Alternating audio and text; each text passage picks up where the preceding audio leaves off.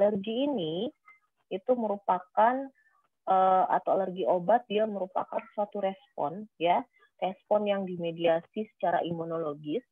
Jadi dimediasi secara imunologis terhadap agen farmasi, dalam hal ini obat, ya, atau formulasi pada orang-orang di mana pasien itu sangat sensitif atau sangat peka terhadap agen farmasi atau formulasi tersebut, ya. Oke, itu secara umum ya pengertiannya. Kita next, Dek. Nah, jadi untuk faktor-faktor resiko biasanya ada yang memang faktornya itu sangat berhubungan dengan obat, ya, sangat berhubungan dengan obat dalam artian tidak hanya pasiennya saja, tapi kita lihat obat ini bagaimana sih bentuk dari obat ini, sediaannya bagaimana, ya, fisik dari obat ini, sifat dan bahan-bahan aktif yang terkandung di dalamnya apa saja. Oke ya, jadi bukan hanya pasien yang kita lihat sebagai faktor risiko untuk mengalami alergi obat, tetapi melihat dari sifat bentuk fisik dari obat tersebut, kemudian kita melihat bagaimana dosis, durasi, dan frekuensi pemberian kepada pasien, ya, kemudian dilihat rute pemberiannya. Jadi route of administration adalah pemberiannya. Apakah pemberiannya ini secara oral, secara topikal, dioles saja dia udah merah misalkan, atau secara oral atau dengan suntikan, ya, melalui pembuluh darah ataupun otot. Nah, kemudian bisa juga memang terjadi sensitasi. Jadi sensitasi yang menyilang dari obat-obat ini, dalam artian interaksinya bagaimana. Saya kasih obat A dengan obat B ke satu pasien, kira-kira bagaimana? Dia saling sinergis atau bertolak belakang, atau salah satunya dia malah menimbulkan efek samping yang bisa menyebabkan alergi obat, ya, seperti itu. Oke, kita lanjut next. Nah, jadi yang tadi kita bicara mengenai faktor risiko dari obat, sekarang kita bicara bagaimana faktor risiko dari si pasien, orang tersebut, ya. Jadi host relative factors. Jadi host relative factors itu tergantung usia, jenis kelamin juga mempengaruhi, ya. Kemudian faktor genetik, apalagi tipe HLA itu sangat mudah mengalami alergi obat, ya. Kemudian juga kita melihat apakah ada riwayat-riwayat penyakit pada pasien tersebut, terutama pada pasien-pasien yang sering mengalami infeksi virus seperti EBV virus, ya, kemudian HIV, asma, yang memang dia punya sistem imunologi, daya tahan tubuhnya sudah menurun, ya. Kemudian ada reaksi-reaksi dari pemberian obat sebelumnya. Jadi misalkan pasien-pasien yang memang hanya dioleskan aja salep, misalkan nih, atau nggak usah salep lah, misal dia habis cat rambut misalkan, ya, ataukah bahan aktif cat rambut itu sekarang sering-sering menyebabkan angioidem. Jadi biasa pasien-pasien yang hanya dioleskan dicat rambutnya saja dia udah bengkak satu wajah. Nah, itu kita lihat riwayat seperti itu. Ataukah dia habis pakai krim-krim kosmetik, tiba-tiba bengkak, merah. Nah, itu termasuk salah satu faktor resiko untuk mencetuskan terjadinya alergi obat, ya. Dan juga ada namanya simptom alergi obat yang multiple. Nah, itu yang kita takutkan untuk terjadinya anafilaktik shock pada pasien. Oke, lanjut deh. Nah, jadi kalau kita lihat ini klasifikasi. Jadi kita bicara reaksi obat yang merugikan atau adverse drug reaction. Nah, jadi ADR ini kita bagi menjadi dua kategori besar, ya. Jadi secara umum dia adalah reaksi tipe A, ya.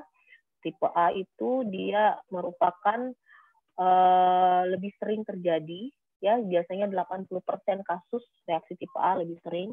Kemudian reaksi untuk yang kedua adalah reaksi tipe B, ya, atau dia tidak bukan merupakan non immune mediated immune mediated.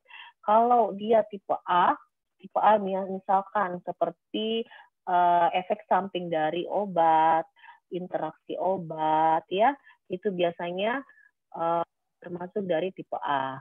Nah, kalau tipe B itu dia jarang terjadi, terus dia tidak berhubungan sama faktor dari farmakologis obat tersebut. Jadi kalau tipe A itu lebih sering ke faktor-faktor dari obat tersebut, interaksi dan sebagainya, ya. Nah, kalau tipe A ini seperti contohnya terjadi toksisitas, ya, yang tadi saya sampaikan, efek samping, interaksi obat, ya. Nah, kalau yang tipe B biasanya jarang, itu biasanya hanya 6-10%. Kemudian tipe B ini biasanya yang kita melihat apakah ada faktor genetik atau ada faktor lingkungan yang mempengaruhi, ya. Jadi misalkan tipe B ini seperti intoleransi dari obat, ya, efek yang tidak diinginkan yang timbul pada dosis terapi tersebut. Jadi pada saat kita memberikan misalkan 3 kali 100 mg, itu yang memberikan intoleransi obat pada pasien. Nah, itu masuk tipe B.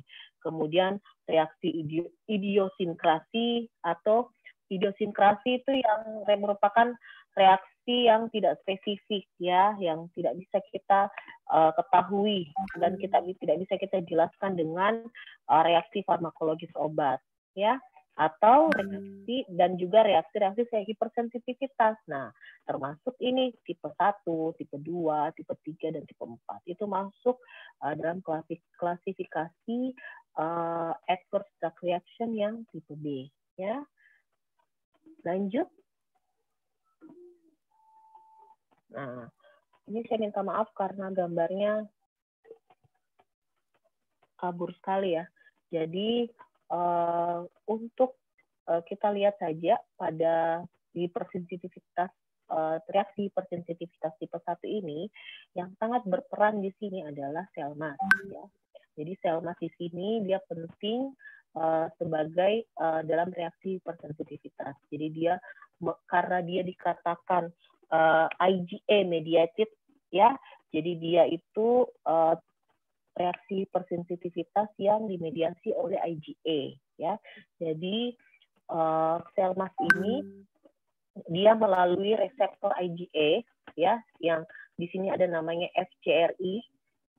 Jadi merupakan reseptor IgA yang memiliki afinitas yang tinggi, ya. Jadi pada saat terjadi reaksi atau pada saat terjadi ikatan antara IgA dengan yang memiliki afinitas yang tinggi dengan sel mas, ya, pada permukaan dengan antigen. Jadi antara antigen, sel mas, dan IgA ini, maka dia akan membuka influx dari kalsium, ya. Dia menimbulkan influx dari kalsium sehingga terjadilah degranulasi, ya, degranulasi dari sel-sel. Jadi terjadi pelepasan dari sel-sel ini. Jadi termasuk pelepasan dari mediator-mediator inflamasi. Jadi seperti histamin, ya, prostaglandin, leukotrin itu keluar semua. Nah, sehingga pada saat dia sudah terjadi ikatan, ya, sudah terjadi ikatan antara antigen, IgA dan sel mas, maka secara langsung akan terjadi degranulasi, pelepasan histamin, sehingga timbullah yang namanya gatal, merah, ya, sehingga biasanya reaksi hipersensitivitas tipe 1 itu dia sangat cepat berkembangnya. Jadi baru terpapar beberapa jam setelah atau beberapa menit setelah terpajan alergen, langsung. Jadi biasanya seperti merah, bengkak dialami 15 menit hingga 1 jam lah setelah paparan antigen, ya. Jadi seperti itu. kurang lebihnya seperti itu untuk hipersensitivitas tipe 1. Oke, kita next deh. Nah, kalau untuk reaksi hipersensitivitas yang tipe 2, nah biasanya reaksi ini kan dikenal sebagai sitotoksik ya.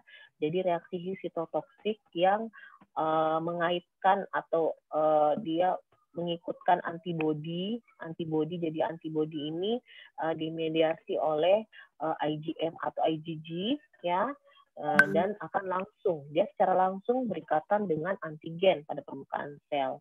Jadi seperti platelet dan obat ini, misalkan gambarannya, kemudian obat ini kemudian dia akan berikatan. Obat ini akan berikatan dengan platelet, membentuk hapten platelet kompleks. Kemudian platelet hapten kompleks ini dia akan menginduksi atau merangsang terbentuknya antibodi yaitu IgG atau IgM yang untuk melawan si hapten ya. Jadi pada saat terbentuk antibodi maka terjadi aksi dari antibodi sehingga menyebabkan terjadinya kerusakan dari platelet tersebut sehingga muncullah reaksi hipersensitivitas yang tipe 2 ya. Oke, lanjut deh. Oke, ini nggak terlalu blur ya. Jadi ini kalian bisa lihat sendiri, jadi ini ada beberapa reaksi-reaksi imunologis terkait dengan reaksi hipersensitivitas obat. Jadi biasanya rata-rata lebih sering adalah tipe 1. Jadi tipe 1 yang IgA mediated yang tadi saya sampaikan ya, jadi berupa seperti urtikaria, angina udem ya, bronkospasme, pruritus, bisa vomiting, muntah-muntah, diare, anafilaksis, itu masuk reaksi hipersensitivitas tipe 1. Ya, jadi cepat, hanya beberapa menit sampai 1 jam sudah muncul gejalanya. Nah, kalau yang tipe 2 karena tadi saya bilang dia bersifat sitotoksik, jadi biasanya dia manifestasi klinisnya seperti anemia hemolitik, neutropenia, trombositopenia, jadi yang sudah lama berulang, jadi pasien-pasien yang sering rata-rata mengkonsumsi obat dalam jangka waktu yang lama, ya, yang memang efek samping obat tersebut bisa menyebabkan hemolisis, sehingga terjadilah anemia hemolitik, ya, atau terjadi gangguan-gangguan perdarahan, ya. Nah, kemudian untuk tipe 3 itu imun kompleks, ya.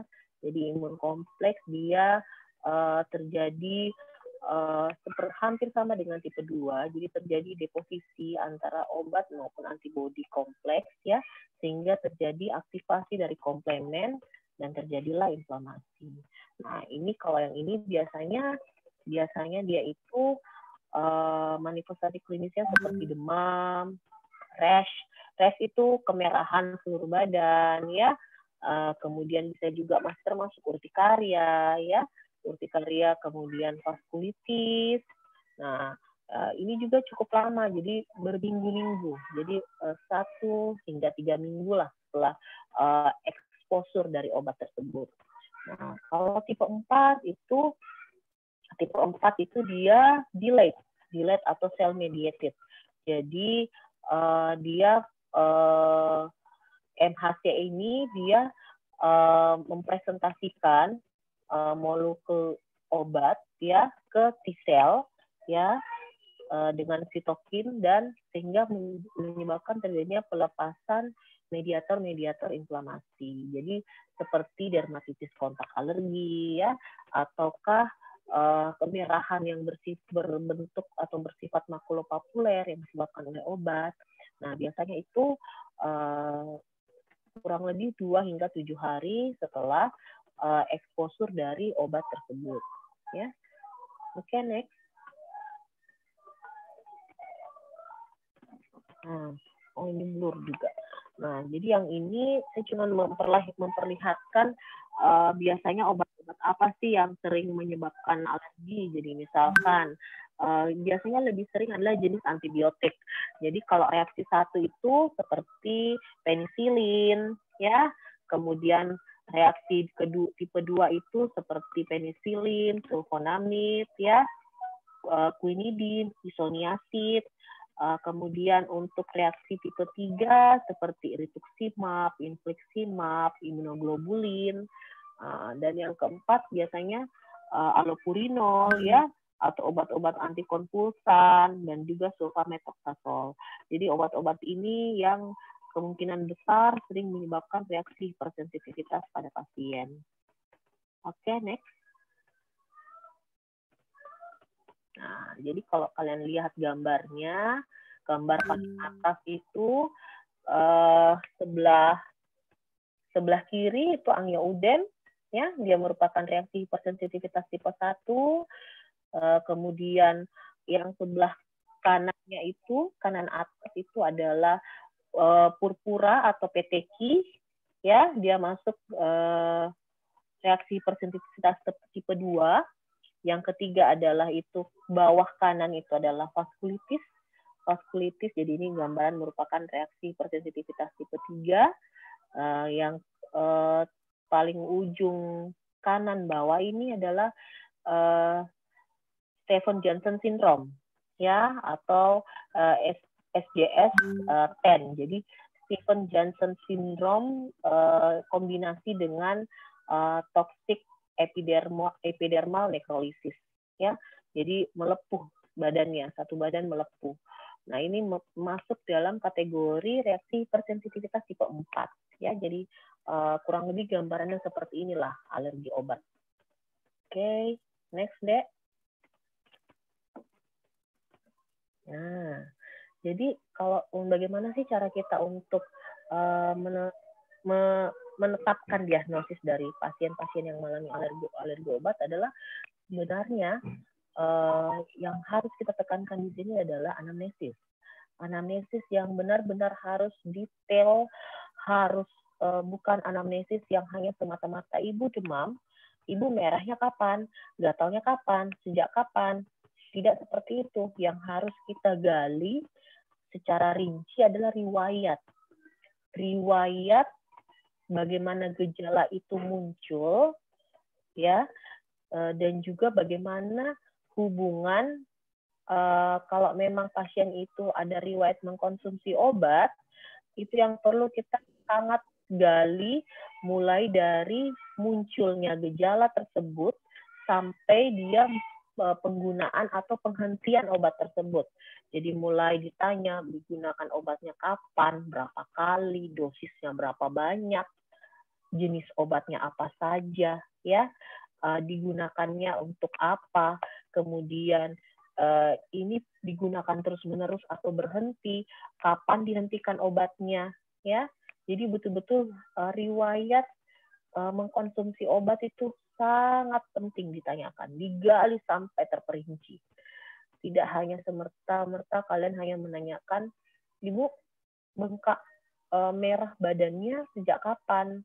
Ada gatal, ada demam, ada muntah, ada diare misalkan. Terus Ibu ada dari kontak apa? Ada di keluarga ada seperti ini enggak? Tapi yang ditanya adalah Ibu ada mengkonsumsi sesuatu, mengkonsumsi obat atau makanan misalkan. Ada dok, saya minum obat misalkan. Obat antibiotik. Kenapa minum obat antibiotik? Kemarin saya demam dok, jadi saya dikasih dokter obat antibiotik. Oke, antibiotiknya jenis apa? Biasanya kan pasien tidak tahu. Dicari tahu dengan arti ya, Ibu saya minta lihat obatnya yang bagaimana, jenisnya seperti apa, foto, kalau ada foto, fotokan, atau ditanya keluarganya, di bawah tidak obat-obat yang dikonsumsi. Kalian lihat itu jenis-jenis obatnya apa saja. Ya, jadi biasanya kalau tidak bisa kita hanya tahu, oh ya dia sudah habis konsumsi obat. Ya sudah, dicari tahu obatnya jenis apa, berapa kali diberikan, dan sudah berapa lama diberikan. Ya, tujuannya untuk apa diberikan obat itu. Jadi kalian bisa betul-betul mengerti bahwa oh kasus alergi obat ini memang betul-betul bukan kasus yang sederhana, karena ini bisa mengarah ke shock anafilaktik. Kalau udah shock anafilaktik, orang bisa mati, orang bisa meninggal. Jadi kayak kasus yang paling kita takutkan tuh sebenarnya seperti sensitivitas yang tipe 1 itu paling kita sangat masuk dalam, sebenarnya sih keempat tipe hipersensitivitas ini masuk dalam emergency, ya, emergency management. Jadi memang harus dilakukan penanganan yang emergency. Tapi kembali lagi kita lihat kondisinya bagaimana. Kalau hipersensitivitas tipe 1 seperti angio udem itu betul-betul masuk dalam kegawat daruratan. Jadi harus diperhatikan mulai dari ABC-nya bagaimana, ya. Maka dari itu harus betul-betul anamnesis yang baik dan benar sebelum kalian merujuk pasien ke rumah sakit, ya. Oke, next. Nah, jadi ini beberapa saya berikan beberapa bentuk gambaran. Jadi sebenarnya untuk reaksi hipersensitivitas, gejala ini memberikan beberapa bentuk. Jadi bentuknya bisa seperti eksantem, ya, eksantem. Jadi seperti rash itu hanya kemerahan aja seluruh badan, seperti gambar ini, ya. Kalian lihat yang gambar satu badan itu, nah hanya merah-merah seperti itu. Ya, bisa eksantem bentuknya, ya. Kemudian bisa bentuknya urtikaria yang bengkak-bengkak seperti digigit semut. Nah, itu urtikarial itu masuk hipersensitivitas tipe 1. Jadi hati-hati. Semakin kalau sudah ada pasien yang mengalami urtika seperti ini, kita betul-betul dipantau. Karena yang tadinya mungkin hanya bersifat lokal, karena banyak pengalaman pasien-pasien kami, dia hanya lokalis aja urtikanya.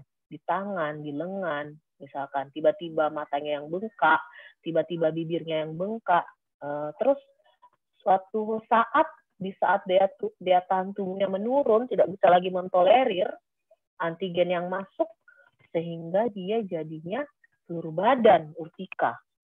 Waduh, itu penanganannya kita harus pantau betul kalau urtikanya hampir seluruh badan. Nah, ada juga yang pustular. Pustular yang seperti gambar kanan atas, itu yang merah sekali, nah itu pustul. Jadi selain ada merah-merah, ada juga pustulnya, nanahnya. Jadi pustul itu adalah dia bintik-bintik, bintil yang berisi nanah. Nah, biasanya ini pasien-pasien pada pasien AJEP, ya. Akut generalized exanthematous pustular. Jadi AJEP ini memang karena penggunaan obat, sehingga yang muncul gambaran gejalanya adalah pustul nanah hampir seluruh badan. Nah, ada juga yang bulosa seperti di kanan bawah itu lepuhan yang berisi air, gelembung-gelembung. Jadi ada yang mudah pecah, ada yang tegang tidak bisa pecah, ada yang dia tidak tegang bulanya. Jadi banyak macam, Dek. Tidak hanya kita memikirkan bahwa gambarannya alergi obat ini cuma merah, enggak. Banyak gambaran alergi obat. Jadi paling tidak saya menampilkan gambar ini, kalian sudah tahu. Jadi nanti besok-besok temanmu, keluargamu di rumah sudah melihat ini, kalian sudah bisa lebih berpikir, mungkin ada hubungannya dengan alergi obat, ya.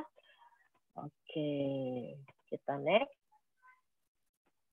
Ini pasti blur lagi nih.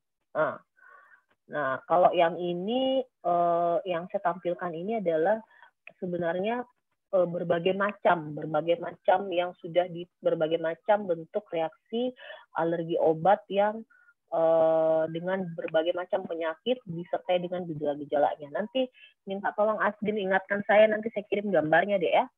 Nah, jadi seperti reaksi hipersensitivitas. Jadi ada namanya sindrom reaksi hipersensitivitas.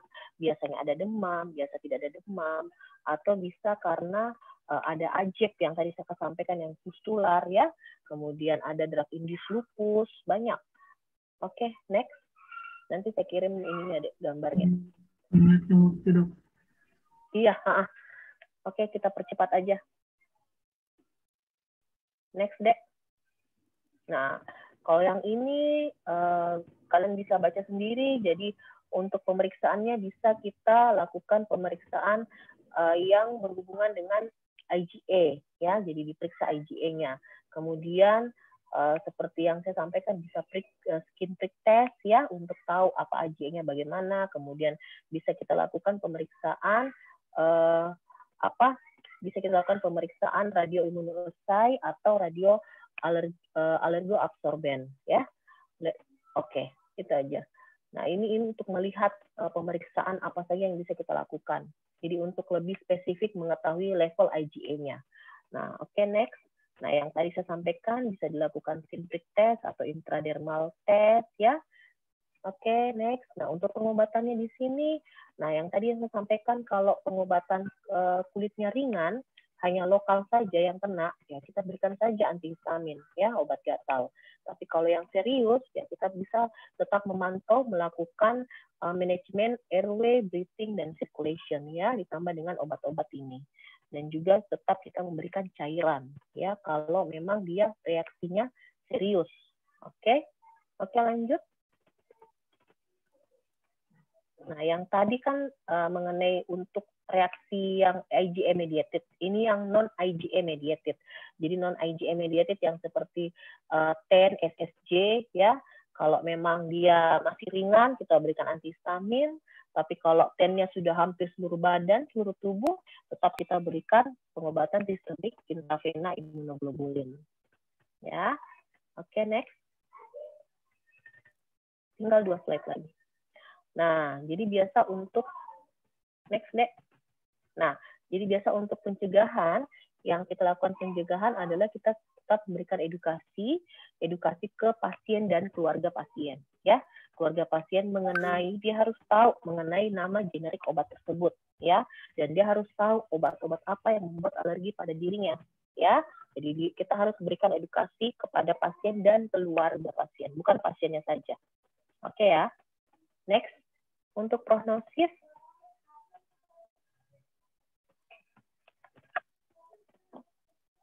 oke. Untuk prognosisnya di sini bahwa kalau dia anafilaksis shock pasti prognosisnya jelek, ya. Tapi kalau SSJ-10 biasanya bervariasi 30-50%. Cuman dia lebih banyak mengarah ke komplikasi mengenai mata atau okular. Selebihnya kalau penanganan kita bagus, prognosisnya bagus, ya. Oke. Udah selesai deh, ya. Nanti kalau ada yang mau ditanyakan di WA saja, ya, atau di japri saya Telegram atau WA. Oke, Dek. Oke, selesai, ya. Saya akhiri kuliahnya karena sudah mau Jumatan kalian. Saya akhiri kuliahnya. Cukup sekian dan terima kasih. Wassalamualaikum warahmatullahi wabarakatuh. Waalaikumsalam warahmatullahi wabarakatuh. Selamat berpuasa, ya. Waalaikumsalam. Aidin wal faizin.